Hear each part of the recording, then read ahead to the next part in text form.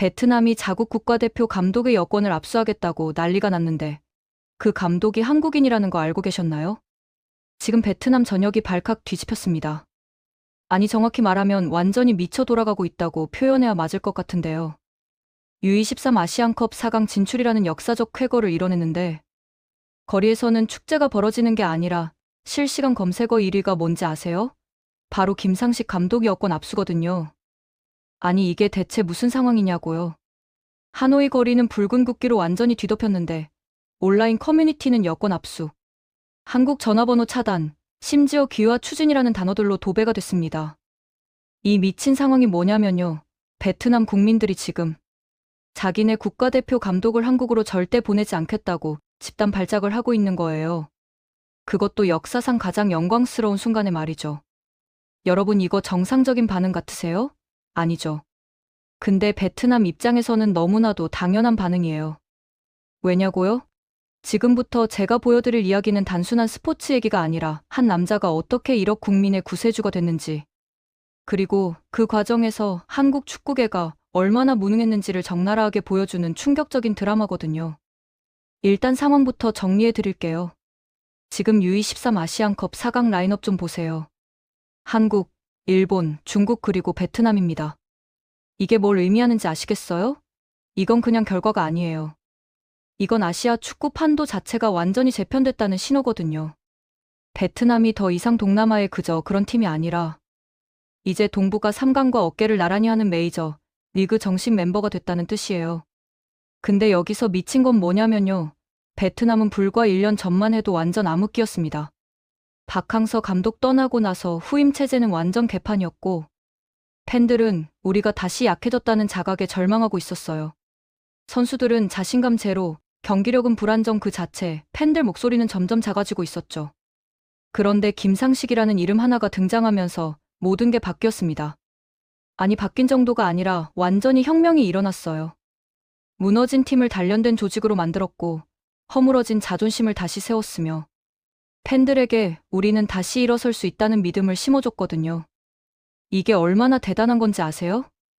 베트남 선수들이 이제 뭐라고 말하는지 아세요? 예전에는 이길 수 있을까라고 물었는데 지금은 어떻게 이길 것인가를 고민한대요. 이게 바로 계급의 감각이에요.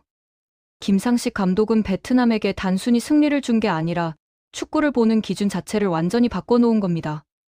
이건 전술의 승리가 아니라 의식의 혁명이거든요. 근데 여기서 진짜 소름 돋는 건 뭐냐면요.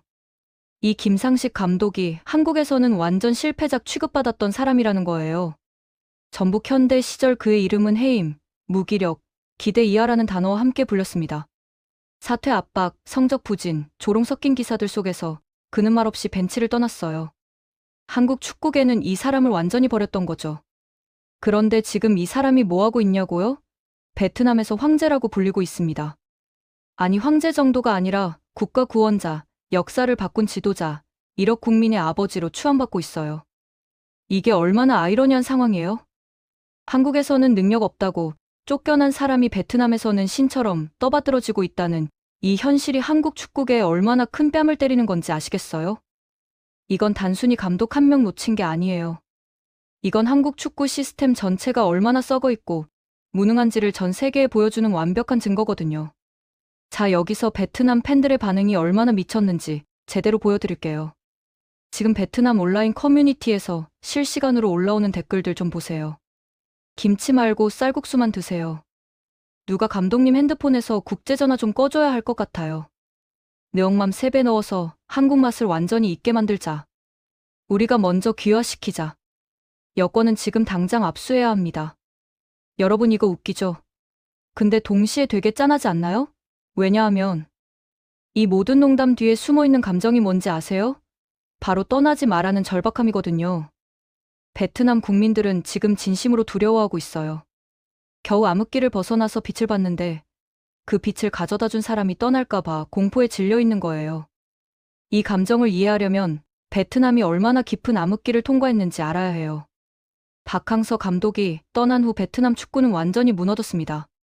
후임 체제는 혼란스러웠고 경기 결과는 처참했으며 팬들은 우리가 다시 약해졌다는 자각에 더 깊이 절망했어요. 이건 단순한 성적 부진이 아니었어요. 이건 정체성의 위기였거든요. 베트남 국민들에게 축구는 그냥 스포츠가 아니에요. 이건 고개를 들고 거리로 나올 수 있는 가장 안전한 명분이고 자신의 정체성과 자부심을 확인하는 수단이거든요. 그래서 축구가 무너졌을 때 그들이 느낀 건 단순한 실망이 아니라 존재감의 상실이었던 거예요. 그런데 김상식이 왔고 모든 게 바뀌었습니다. 그는 단순한 전술가로 오지 않았어요. 그는 감독이 아니라 형님이 되었고 지시하는 자가 아니라 함께 뛰는 자가 되었으며 몸을 낮췄고 춤을 췄고 선수들에게 먼저 다가갔어요. 이게 뭐냐면요. 이건 전형적인 한국식 인간미 리더십이거든요. 근데 여기서 진짜 아이러니는 뭐냐면요. 한국에서는 이런 리더십이 먹히지 않았는데 베트남에서는 완벽하게 작동했다는 거예요. 왜일까요? 한국 축구계가 얼마나 권위적이고 경직되어 있는지를 보여주는 완벽한 사례 아니겠어요? 김상식 감독은 베트남에서 뭘 했냐고요? 그는 선수들의 감정을 먼저 읽었고 팬들과의 거리를 좁혔으며 건의 대신 인간미로 다가갔고 지시 대신 손을 내밀었어요. 그 결과 선수들은 달라졌고 팀은 살아났고 결과는 따라왔습니다. 베트남은 승리했지만 그보다 중요한 건 신뢰라는 문화가 회복했다는 거거든요. 자, 여기서 잠깐 한국 축구계를 좀 씹어볼까요? 아니, 이거 진짜 화나는 게 뭐냐면요. 한국은 왜 김상식의 잠재력을 못 알아봤을까요? 왜 우리는 한 번의 실패를 용납하지 못하는 구조에 갇혀 있을까요? 왜 지도자에게 실패할 권리를 주지 않는 걸까요? 한국 축구계는 감독들에게 실험의 기회도 실패의 보궐력도 허락하지 않아요. 한 번 실패하면 끝입니다. 재기의 기회? 그런 거 없어요. 그냥 쫓겨나는 거죠. 김상식은 바로 그런 시스템 속에서 조용히 밀려났던 사람이에요. 근데 지금 이 사람이 뭐 하고 있어요? 같은 아시아에서 국가를 바꾼 지도자로 불리고 있잖아요. 이게 얼마나 한국 축구계를 조롱하는 상황인지 아시겠어요? 이건 완벽한 부메랑이거든요. 베트남 팬들이 지금 김상식을 붙잡으려고 미친 듯이 발악하는 이유가 뭔지 아세요? 그가 보여준 리더십이 단순히 축구를 넘어 그들의 정체성과 희망을 대변하고 있기 때문이에요. 김상식은 전술가가 아니라 감정적 구심점이 됐고 지도자가 아니라 상징이 됐으며 감독이 아니라 아버지가 됐거든요. 그래서 베트남 국민들은 지금 완전히 소유욕에 가까운 감정을 갖게 된 거예요. 이건 단순한 팬심이 아니에요. 이건 회복을 경험한 사람이 그 회복의 상징을 절대 놓치고 싶어 하지 않는 인간의 본능적인 반응이거든요. 근데 여기서 진짜 드라마틱한 시나리오가 하나 있어요. 만약 결승전에서 베트남이 한국을 만나면 어떻게 될까요? 김상식 감독이 자신의 조국을 상대로 경기를 해야 하는 상황이 온다면요? 이거 진짜 미친 시나리오 아니에요? 한국에서 실패자로 쫓겨난 사람이 베트남의 영웅이 되어서 자신을 버렸던 조국과 결승전에서 맞붙는 거예요. 이게 영화 아니면 뭐예요? 근데 이게 현실에서 일어날 수도 있는 상황이라는 게 진짜 소름 돋지 않나요? 만약 김상식 감독이 대한민국을 꺾고 우승컵을 들어 올린다면 그 순간 어떤 감정이 그를 스칠까요? 자부심, 해방감? 아니면 복잡한 슬픔? 근데 더 큰 문제는 그 다음이에요. 만약 베트남이 우승한다면 한국 축구협회가 가만히 있을 것 같아요? 절대 아니죠.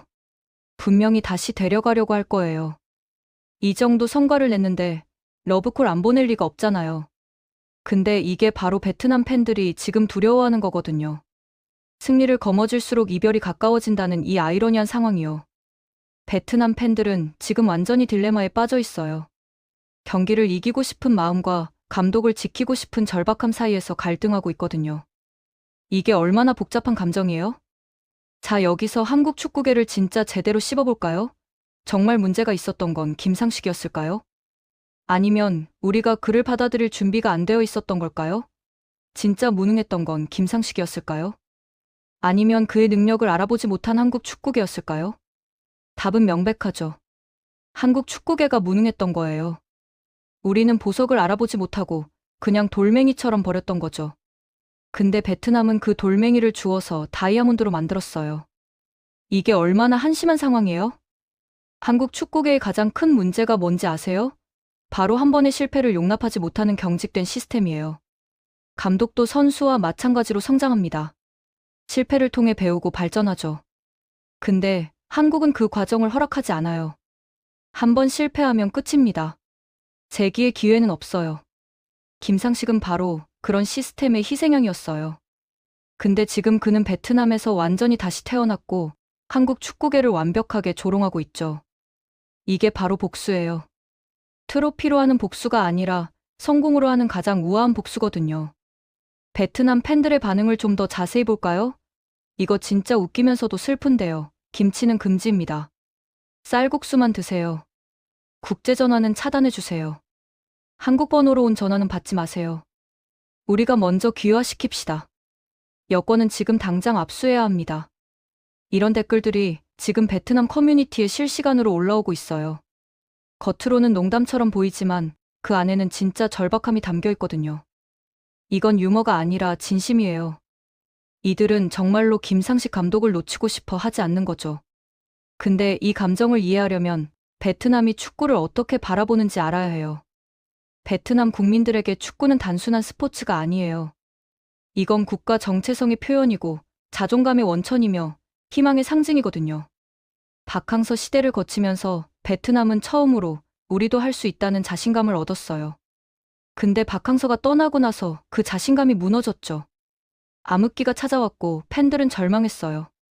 그런데 김상식이 와서 그 자신감을 다시 살려냈고 더 나아가 완전히 새로운 차원으로 끌어올렸거든요. 그래서 베트남 팬들은 김상식을 단순한 감독이 아니라 구원자로 보는 거예요. 이 사람이 떠나면 다시 암흑기로 돌아갈지도 모른다는 공포가 너무 크기 때문에 이렇게까지 집착하는 거죠. 근데 여기서 한국 축구 팬들의 반응도 되게 재밌어요.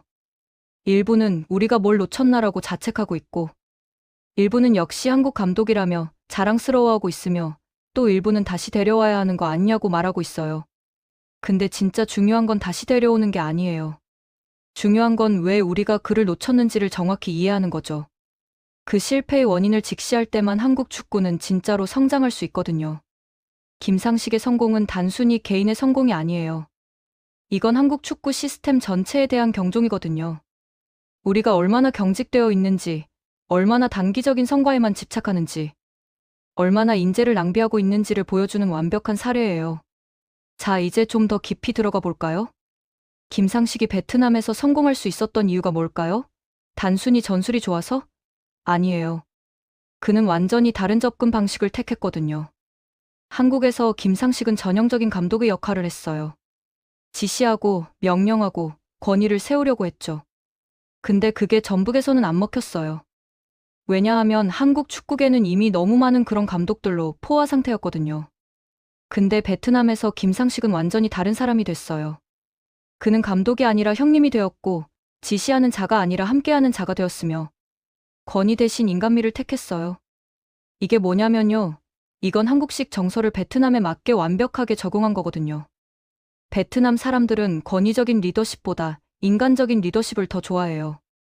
그들은 명령하는 상사보다 함께 고민하는 동료를 원하죠. 김상식은 바로 그걸 정확히 캐치했고 자신의 스타일을 완전히 바꿨어요. 그리고 그는 춤을 췄어요. 선수들과 함께 춤을 추고 웃고 농담하면서 거리를 좁혔죠.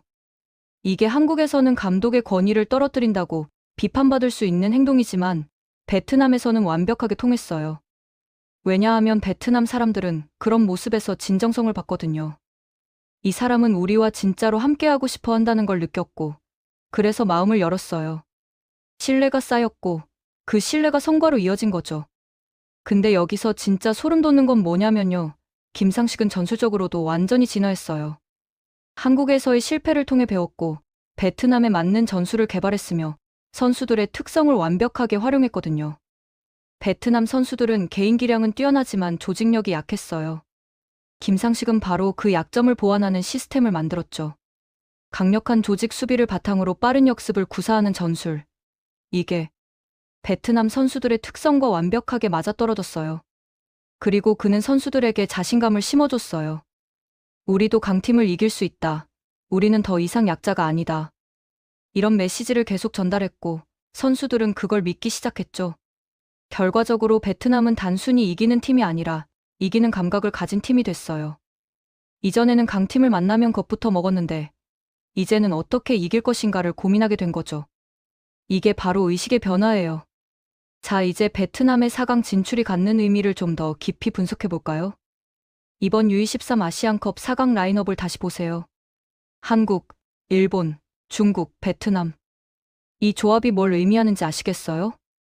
이건 아시아 축구 지형도가 완전히 재편되고 있다는 신호예요. 전통적으로 동북아 3강이 아시아 축구를 지배해왔죠.